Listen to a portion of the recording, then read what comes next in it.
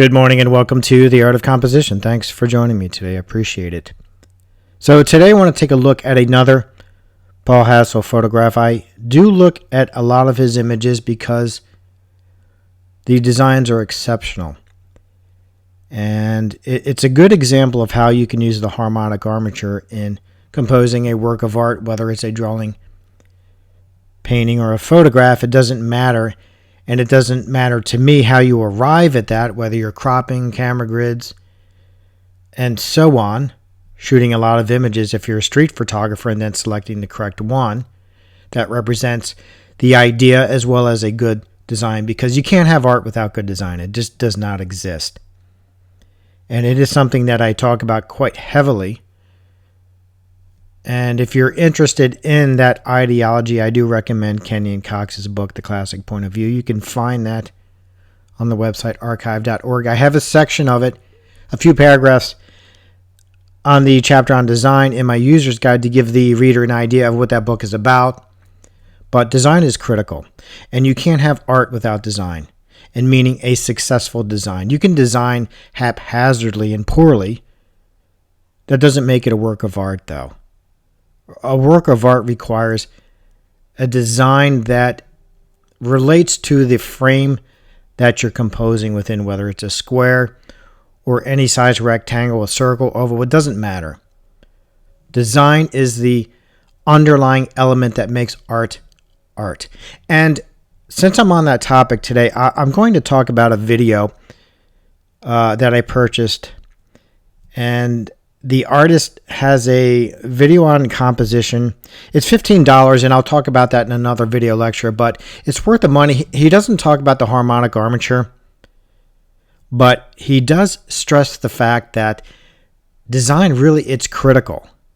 And unfortunately, it's something that's overlooked in the industry today. One of the reasons is that a lot of artists, they don't talk about it, even though they use, for example, the harmonic armature. A lot of them won't talk about it. And in this video on composition, which I do recommend, and I will recommend it again in another video, he doesn't talk about it either. But it exists. It's something that is real. It's something these artists are using. They're using the harmonic armature. They're using dynamic symmetry to some extent. Depends on what the artist wants to use, what tool they want to use.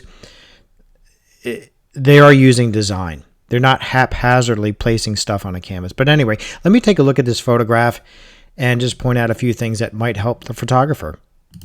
All right, here's the photograph with the harmonic armature drawn out. I do have this in my user's guide now. I did add this. So let me just drop a few lines. You have this vertical right here.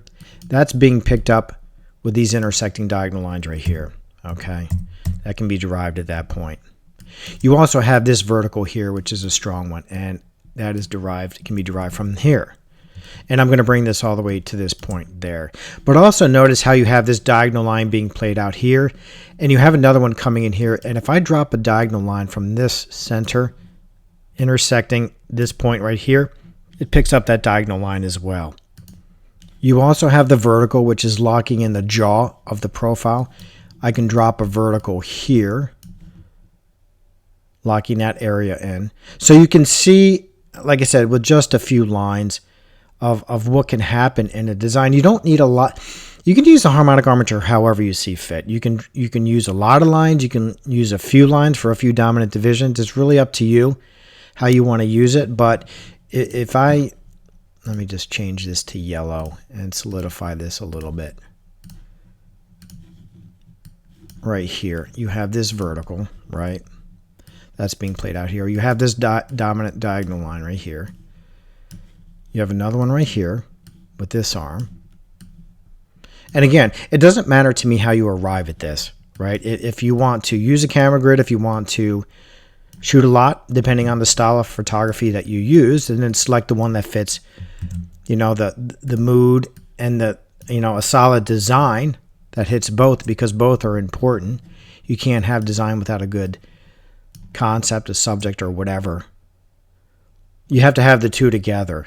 And this is something I see in the dynamic symmetry arena too. I see a lot of talk about grids, but then they'll lay them over bad photographs. And it doesn't get the point across because the subject matter isn't interesting. They're just lining up things on a grid. You got to have both. You got to have a really strong, compelling photograph, meaning, the subject matter. Is it even interesting? But once you decide that, then you can drop, then you can figure out the ultimate design that's going to express your art, your opinion, your view, or whatever the subject matter is, to solidify the concept. And notice here too, you have gazing direction. And let me just get rid of some of these lines to show how you can use gazing direction. Because I did add a section in my user's guide on this topic. And this is a good photograph to show. Gazing direction gives the composition movement. So the gazing direction is here, right? She's looking down, but it's also repeating this diagonal line here.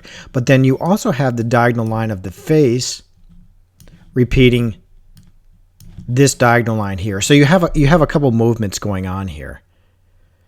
But gazing direction is actually, it's creating an invisible line here that's repeated in this dominant diagonal line right there. It's something worth mentioning. I did add this to my user's guide and so on. But that's going to be it for today. This photograph does not require a lot of analysis, but it's a beautiful image, and it's worth pointing out that you can have an exceptional design without going crazy. It just really depends on what you want to do with the armature. And the armature is the foundation of design. So that's going to be it for today. Thanks for joining me. I appreciate it, as always.